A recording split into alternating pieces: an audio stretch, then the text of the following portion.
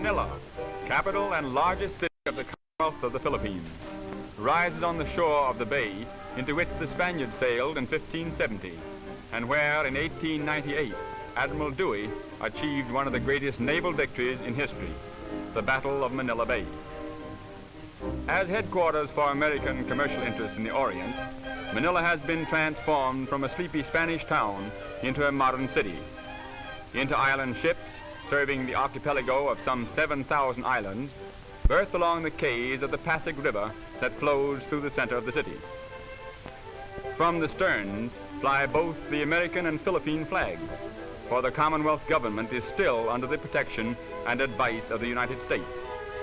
Much of the local trading is carried on in cascos, flat-bottom boats which are poled through the many canals and waterways of Manila. Each casco has its family, whose life is spent beneath its thatched roof of bamboo or palm, veritable water gypsies in a climate that is kind to all. Manila is really three cities in one. Old Tondo, home of the Philippine masses, modern Manila, born of American development, and Intramuros, walled city of the Spaniards. The last, built on the south shore at the mouth of the Pasig River, is surrounded by 2.5 miles of walls, which, begun in 1590, were for centuries bulwarks against invasion.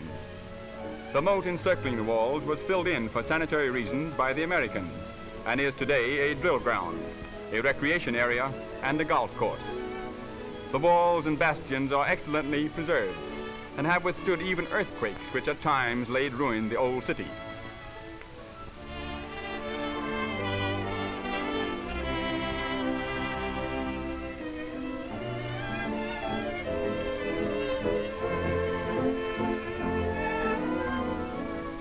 In the bastion of the Royal Gate is Manila's famous aquarium.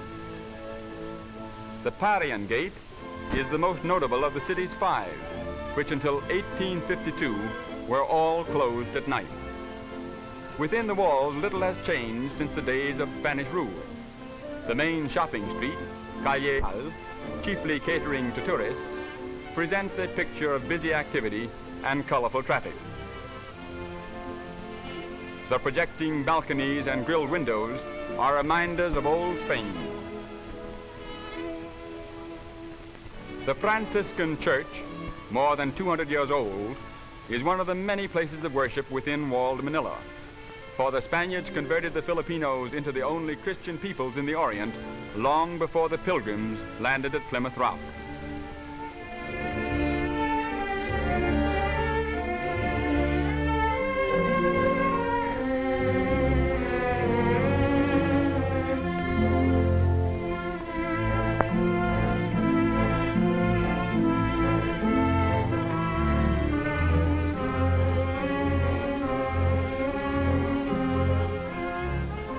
A bodice with huge sleeves of cloth made from pineapple plants and a long skirt, the train of which is tucked into the front of the belt, is the typical dress of Filipino women. Facing quiet McKinley Square is the cathedral, built in Byzantine style a little more than 60 years ago as a successor to other cathedrals destroyed by earthquake. On the north shore of the Pasig River is Tondo, the oldest and most densely populated quarter. Here the masses live, and here also is the modern business area of the city. In this section are the greatest contrasts: fine skyscraper office buildings and banks among crumbling thick-wall ancient structures, broad straight streets and narrow crooked ones, canals teeming with boat activity, and paved streets with modern traffic. Traffic in all parts of Tondo is heavy and difficult to control, with swiftly moving autos abreast caramatas, the two-wheeled native conveyances drawn by active Philippine ponies.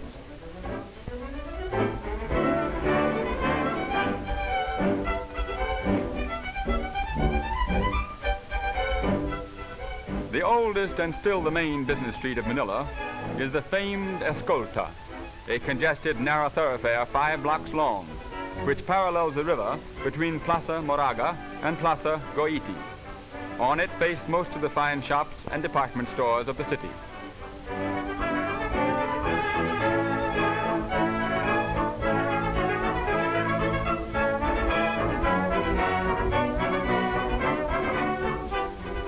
Another important thoroughfare is Rizal Avenue, named in memory of the great hero martyr, Dr. Jose Rizal, who was executed by the Spaniards in 1896, 2 years before the coming of the Americans.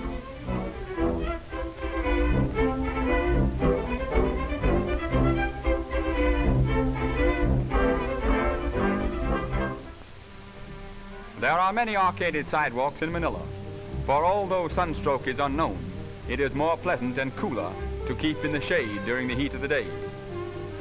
Each section of the city has its market, where practically everything used by the Filipinos can be purchased.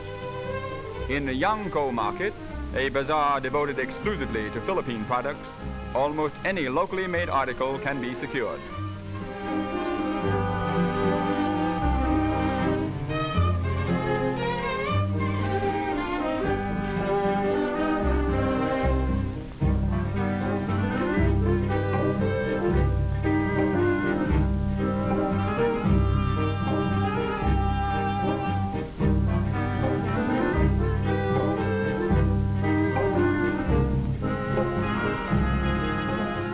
The two-wheeled carromata and carretela are the principal conveyances of the Filipinos.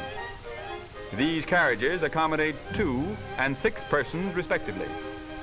Little straw protectors are placed on the wheel when the passenger mounts or descends.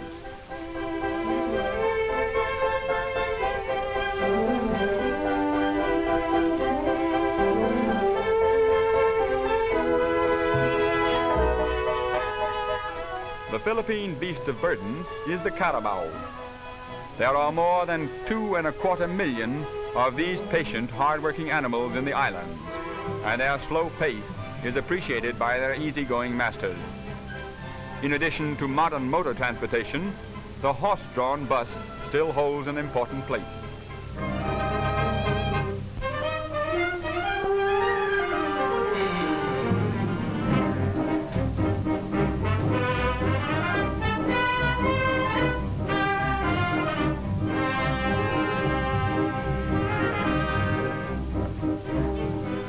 The Pasig River is spanned by 4 bridges. Jones Bridge, surmounted by Filipino figures, is the newest. The graceful arch stands on the site of the old Bridge of Spain. The spacious and dignified post office overlooks the river and faces upon the Plaza Lawton, where the Burgos Drive begins. The Burgos Drive, a magnificent wide boulevard, follows part of the sunken gardens of the old walled city moat. Near its middle stands the superb legislative building, completed in 1926 at a cost of $2 million. Today, it is the seat of the new Commonwealth government. In front of it, over the course laid out around the walls of old Manila, modern Manila plays golf.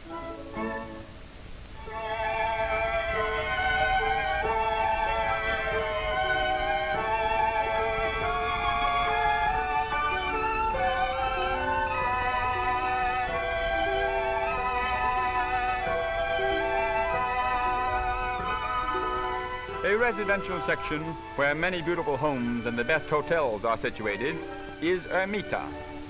The famous Manila Hotel overlooking the bay is one of the finest air-conditioned hotels in the tropics.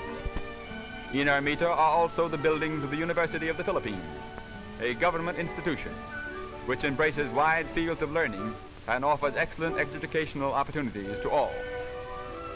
Contrasting greatly with the narrow, irregular dirt streets of Spain's Manila are the wide, well-paved avenues and boulevards of the American city. Great shade trees overarch many of the avenues, and palms or colorful flowering trees line other arteries. Dewey Boulevard, the pride of Manila, is built upon reclaimed land along the shores of the bay, an ideal location for the many residences of which the city boasts. Among them is that of the American High Commissioner. The spacious house with its gardens and patio is often the scene of social splendor. Situated on the north bank of the Pasig River are the executive offices and home of the President of the Philippine Commonwealth. In a mansion built as the suburban residence for Spanish governors, a Philippine chief executive now directs the home government of his island commonwealth, an archipelago fast changing from a dreamy Spanish colony to a modern agricultural, industrial, and independent country.